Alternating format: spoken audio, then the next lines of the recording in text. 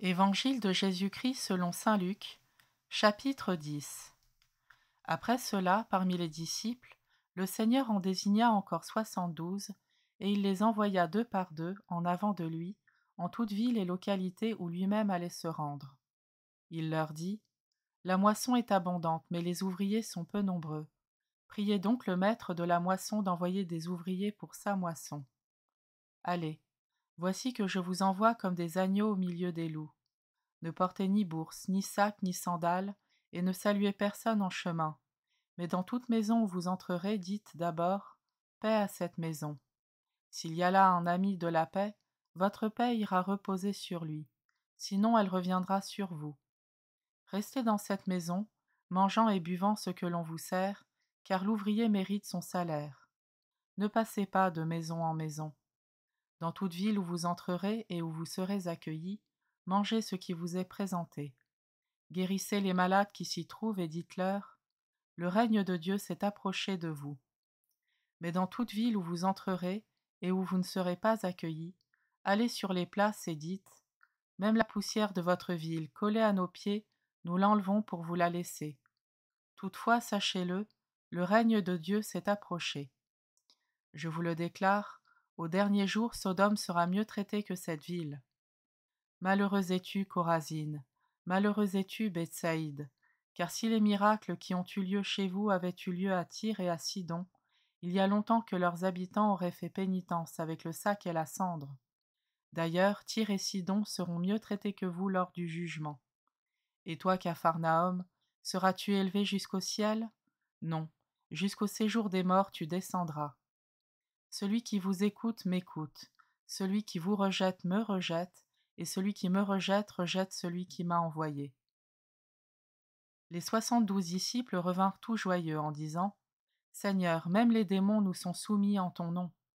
Jésus leur dit: Je regardais Satan tomber du ciel comme l'éclair.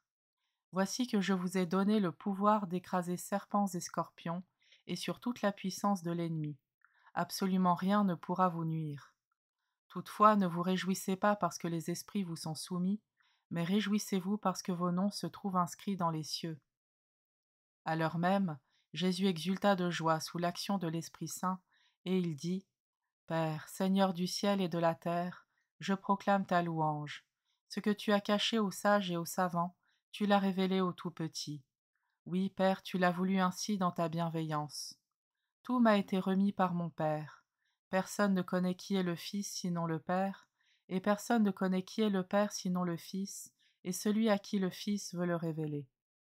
Puis il se tourna vers ses disciples et leur dit en particulier: Heureux les yeux qui voient ce que vous voyez, car je vous le déclare, beaucoup de prophètes et de rois ont voulu voir ce que vous-même voyez et ne l'ont pas vu, entendre ce que vous entendez et ne l'ont pas entendu. Et voici qu'un docteur de la loi se leva et mit Jésus à l'épreuve en disant: Maître, que dois-je faire pour avoir en héritage la vie éternelle? Jésus lui demanda: Dans la loi, qu'y a-t-il d'écrit, et comment lis-tu? L'autre répondit: Tu aimeras le Seigneur ton Dieu de tout ton cœur, de toute ton âme, de toute ta force et de toute ton intelligence, et ton prochain comme toi-même. Jésus lui dit: Tu as répondu correctement. Fais ainsi et tu vivras. Mais lui, voulant se justifier, dit à Jésus: Et qui est mon prochain?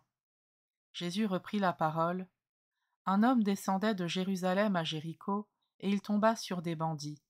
Ceux-ci, après l'avoir dépouillé et roué de coups, s'en allèrent le laissant à moitié mort. Par hasard, un prêtre descendait par ce chemin.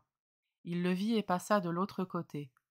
De même, un lévite arriva à cet endroit. Il le vit et passa de l'autre côté. Mais un Samaritain qui était en route arriva près de lui. Il le vit et fut saisi de compassion. Il s'approcha et pansa ses blessures en y versant de l'huile et du vin, puis il le chargea sur sa propre monture, le conduisit dans une auberge et prit soin de lui.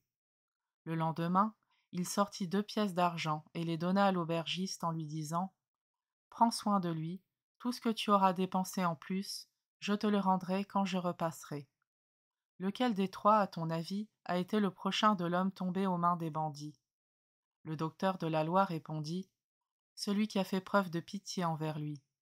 Jésus lui dit, « Va, et toi aussi fais de même. » Chemin faisant, Jésus entra dans un village. Une femme nommée Marthe le reçut.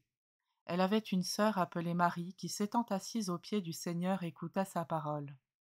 Quant à Marthe, elle était accaparée par les multiples occupations du service. Elle intervint et dit, « Seigneur, cela ne te fait rien que ma sœur m'ait laissé faire seule le service?